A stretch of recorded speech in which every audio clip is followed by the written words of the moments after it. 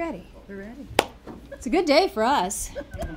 We have been anxious to come together and introduce a revenue sharing bill, a bill that we think has great opportunity in this Congress. And it's an opportunity to really correct inequities within the revenue sharing system that is currently in place. And so today, Senator Landrieu and I have come together to announce the unveiling of the FAIR Act, the Fixing America's Inequity with Revenues. The title really says it all, so I think that kind of puts it into context. But essentially what our legislation will do is to provide up to 37.5% of all revenues that come from offshore development to the coastal states. And this includes the revenues not only from oil and gas, which is what we obviously have associated revenue sharing with, but also revenues from the development of our alternative and our renewable energy resources, whether they be offshore wind, whether it's ocean energy that comes through the waves, through the tides. These are opportunities for us that we have not yet pursued. States would automatically receive 27.5% of these revenues, 25% of which would go to the coastal communities that are most impacted by offshore development. I have had so many opportunities to be, whether in committee or in other venues with Senator Landrieu, when she speaks immediately and directly to those impacts that the coastal communities, those coastal states, have to absorb. Now, we willingly want to access these resources. They provide good jobs and benefits, most certainly. But there is impact. There is undeniably impact. So is it not right, is it not appropriate to allow for a level of compensation? We certainly believe so.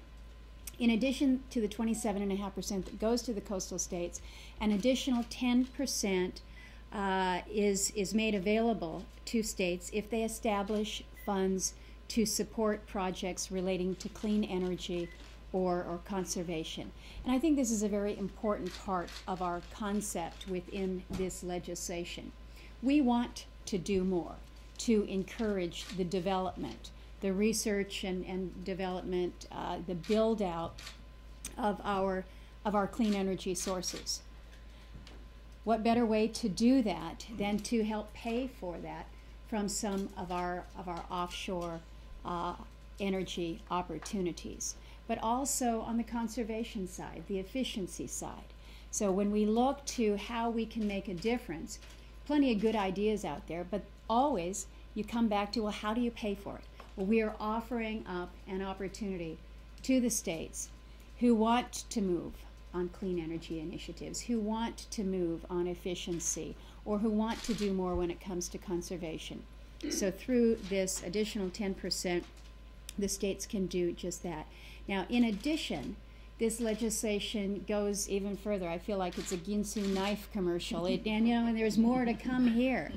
But what we are laying out with this legislation is that states will receive 50% of revenues collected from the development of alternative and renewable energy sources, whether it's solar, wind, or what have you, on the federal lands within their borders. So this is essentially the same 50-50 revenue split that we currently have for coal, for oil, for natural gas. So what we're doing is we're extending that to the renewables as well.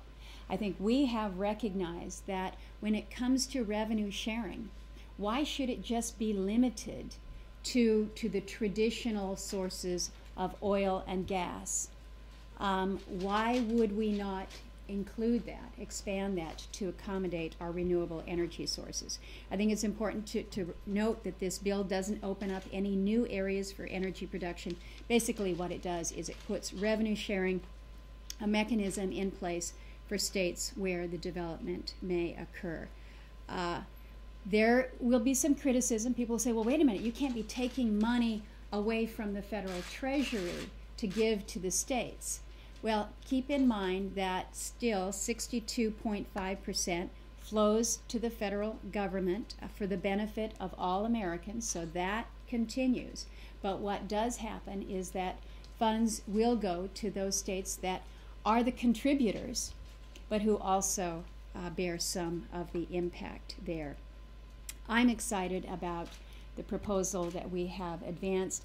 I'm looking forward to now taking it out, seeking input from our colleagues. We have purposely expanded this legislation to bring in a coalition of members to gain their support. We know that in this day and age, it's a 60-vote world out there in the United States Senate. What we have done is we have looked at revenue sharing from a fresh approach, a smart approach, and one that I believe will be a successful approach. And I thank my colleague, Senator Landrieu, for her continued leadership on this issue for so many years. Together, I think we're going to make it happen. And with that, I turn to my great friend and colleague. Thank you.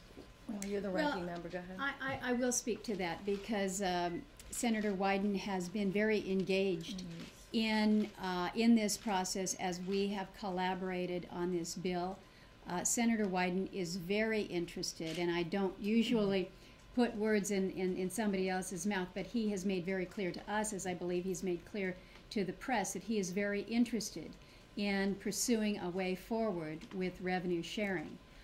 He has chosen to defer at this point in time so that he can kind of work to bring other interests into our effort, which quite honestly, as the chairman of the Energy Committee, I appreciate that effort to work with us to build a measure that again is not just a messaging bill. This is not why we are standing here before you. It's really easy to file a bill. I could have done a single state solution, but it would not have gone anywhere. And so how we build out this coalition of senators to make this happen is critical. And I think you will see Senator Wyden, as the chairman of the Energy Committee, playing a key role in that. Yes, and I'd only add, this press conference has Senator Wyden's blessing, or we wouldn't be having it. But as the senator explained, his role is different in this. We've got to work with him to bring a broader coalition, and that's what we're going to be working on. How does this play into the President's Energy Security Trust? Well, it doesn't, in the sense that his Energy Security Trust is essentially a dedicated fund that would be used primarily for the build-out of alternate technologies for vehicles. As you know, I have proposed my own version of the Energy Security Trust. In fact, I think that he took the idea from me, and that's okay. I'm totally happy to share it. But the difference between what he is proposing and what I am proposing is that I would get the seed for the trust fund from new production. The President's proposal is one that would essentially take revenues from existing production. He says that it's deficit neutral, but the fact is it will be coming from somewhere. What we are trying to propose is that if you have new production come online with that, with those revenues, you can then really work to build out, whether it's technologies for wind, solar, any of the renewables, clean energy technologies, efficiencies.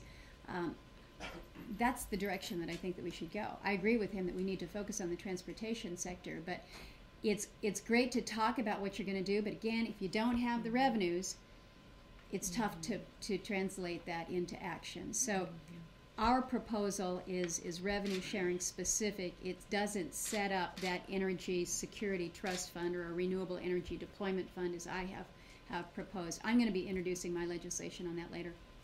And I would just say, to add to that, that it's possible that the White House idea could be complementary to our idea. It is not in opposition necessarily, and it's not necessarily even a barrier. It could be complementary. But I want to underscore as respectfully as I can, in the White House's proposal, there is no security for the Gulf Coast. It may be, in his view or the White House's view, security to some measure for the future of the country with renewables and alternatives.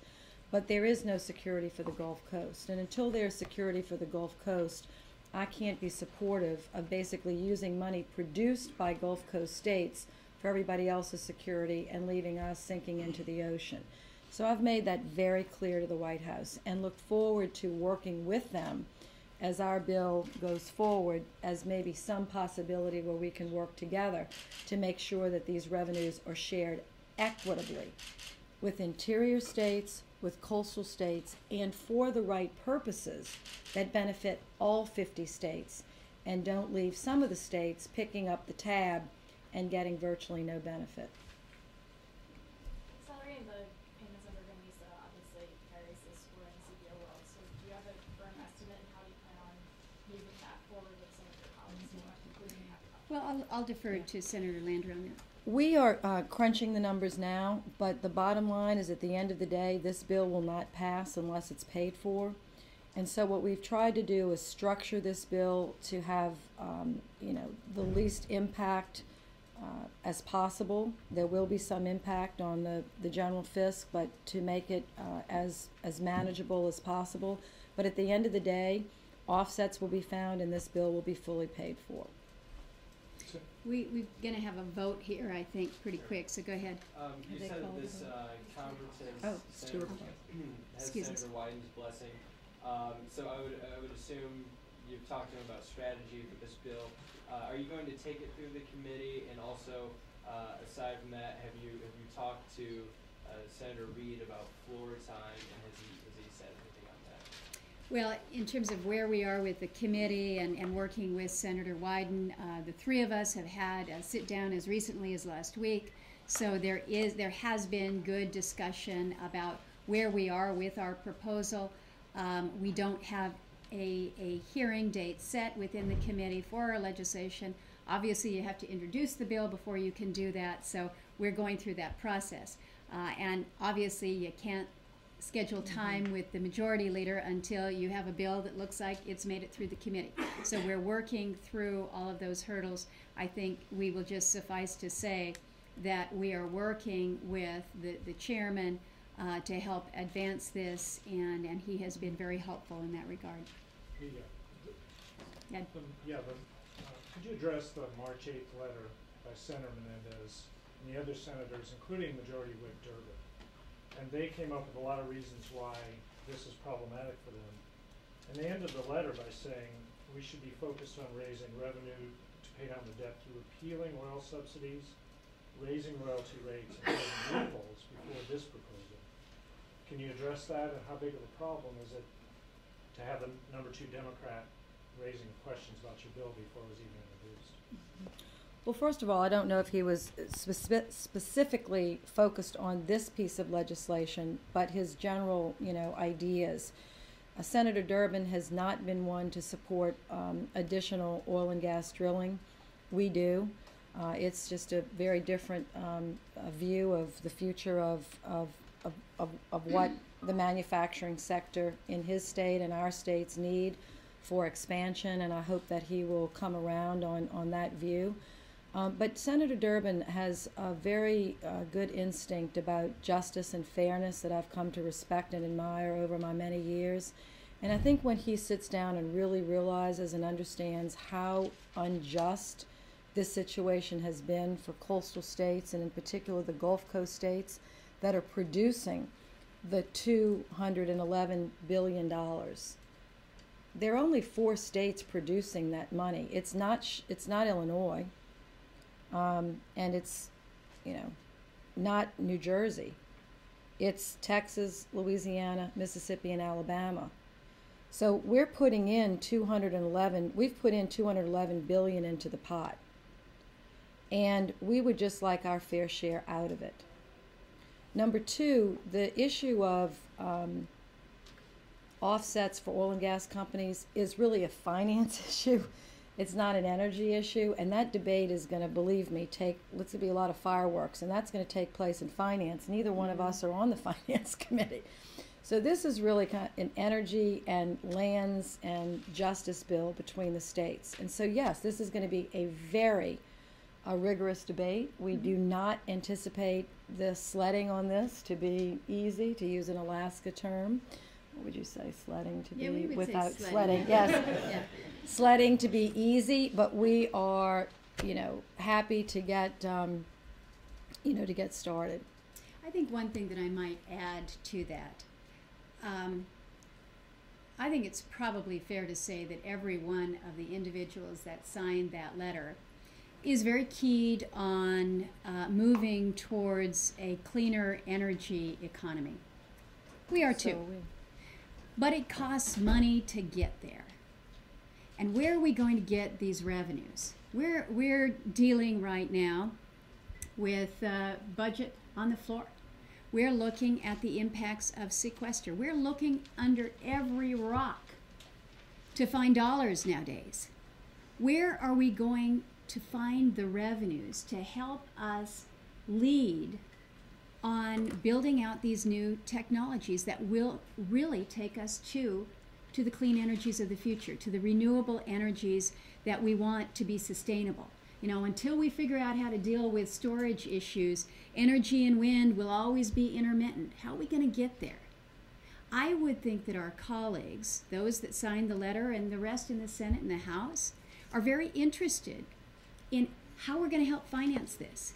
These are opportunities for us. Now, again, we've noted that this measure, this revenue sharing measure, doesn't provide for new production, specifically does not call for that. But if because of the revenue sharing component, you can get an extra 10% for your state, if you focus on renewables, if you focus on energy, if you focus on conservation, that's going to be a benefit to all. And so I think they may be looking at it from a very short-sighted perspective. If we're going to achieve the goals that we all want, which is a cleaner energy world, then you got to figure out how we're going to pay for it. We can start here. So without calling for new production in new areas, what would be some of the offsets which would pay for this bill? There are any number of offsets that the Finance Committee is going to be looking for to pay for all the bills that we're going to be passing, and really that's in their jurisdiction. But as you know, there are areas that are open for drilling now that have not yet been drilled. So new revenues are going to come in, not because this bill says so, but because the Interior Department says so, and their current rules and regulations allow for it. So there are drilling opportunities off the coast of Virginia already in the plans of the federal government. This bill doesn't adjust that. There are plans and permits being issued in Alaska for opening up offshore drilling. This bill doesn't do that. That's already done. And there are a few areas, only a few, that have been put under congressional moratoria, most notably the Eastern Gulf. This bill does not change that. This bill does not lift the moratoria. This bill does not touch the moratoria. It honors that distinction under the law.